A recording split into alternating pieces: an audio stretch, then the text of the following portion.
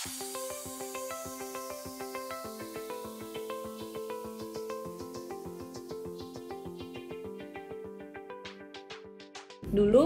aku masih belum pengalaman dong, jadi 2007 itu aku cuan-cuan terus di saham pertambangan juga. Aku masih ingat banget batu bara dan metals yang aktif banget waktu itu. Dan aku injek duit terus juga sama suami, injek terus. Terus kalau cuan-cuannya gede, makin euforia, makin seneng, dan kemudian ketika mengalami kerugian, sekali rugi itu jadi gede juga, dan makin gemes, makin nambah duit supaya duitnya balik, tapi makin berantakan. Jadi itu pengalaman aku dulu di tahun 2008. Kalau kamu lagi cuan-cuan banget, tahan diri, jangan terlalu cepat nambah duit. Demikian pula kalau kamu lagi rugi-rugi banget, kamu juga tahan diri, jangan terlalu cepat nambah duit gitu. Jadi caranya nentuin nominal yang pas buat masuk ke saham, trading atau investasi saham itu justru di awal sebelum kamu merasakan cuan ataupun rugi. Itu adalah momen yang paling bijaksana, momen yang paling objektif.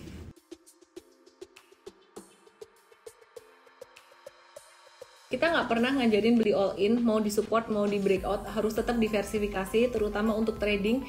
Diversifikasinya tuh bahkan dengan nominal yang sama, misalkan 10% terus, atau 5%, kalau misalkan ragu beli 5% dulu, nanti baru nambah 5% lagi. Idealnya 10-20% untuk satu saham, dan jangan lebih dari 20% untuk satu saham dari total portfolio untuk diversifikasi buat trading. Kenapa? Ini buat mengelola psikologi trading, terutama untuk pemula, biar nggak terlalu kebawa emosi. Kalau untung banget jadi euforia, tapi kalau misalkan rugi, jadi kalau kegedean porsinya jadi rugi banget gitu, jadi stres. Maka dari itu sebenarnya untuk pemula sih aku sarankan lebih diversified daripada terkonsentrasi. Kamu nggak usah malu dibilang orang, alah beli saham kok cuma 10%. Ya terserah lah, kan duit sendiri, portfolio sendiri, mental sendiri gitu. Kalau dia mau sekali belinya 50% atau all in semuanya, ya silahkan gitu. Nanti euforia ditanggung sendiri, khawatirnya juga ditanggung sendiri, cuan dan ruginya juga masing-masing tanggung sendiri. Jadi sesiapnya mental aja gitu ya.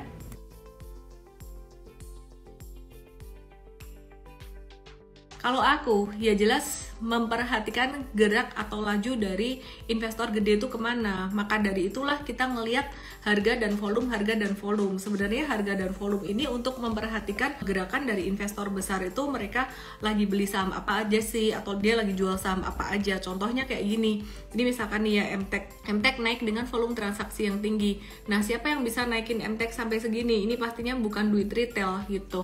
Oke ya, jadi prinsipnya trading, investing selalu follow the big money, karena big money itulah yang bikin harga saham bisa naik kalau dia beli banyak, dan bikin harga saham turun kalau dia jual banyak.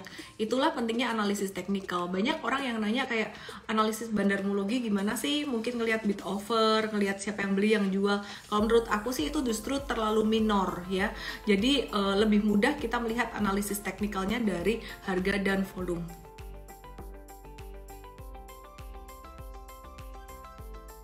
Konsekuensinya adalah kalau kamu beli saham di sideways, di support, itu dapat best price, ke level stop loss tuh deket, jadi rugi nggak akan terlalu besar kalau kena stop loss, cuman masih akan sideways, jadi nunggu lama.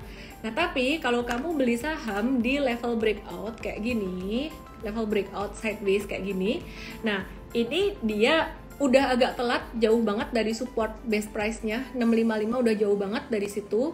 Cuman akan lebih cepat geraknya ke uptrend tuh lebih cepat, jadi nggak akan ada zigzag sideways gini lagi, lebih cepat ya.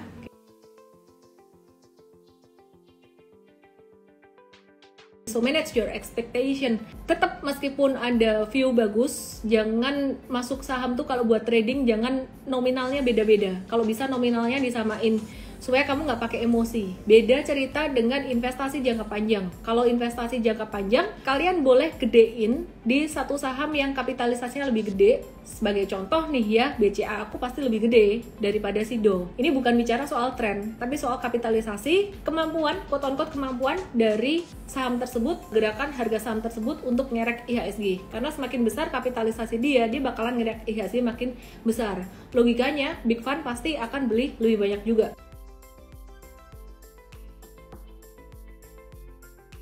nanti kalau udah terbiasa di market, udah lama di market, terbiasa tuh jadi nggak terburu-buru ya. Jadi kenapa orang bisa terburu-buru di pasar saham, pengen cuan cepet dan ngehold beberapa bulan tuh kayaknya susah, karena ekspektasi ketinggian. Ekspektasinya kalau masuk ke saham tuh kayaknya cuannya cepet.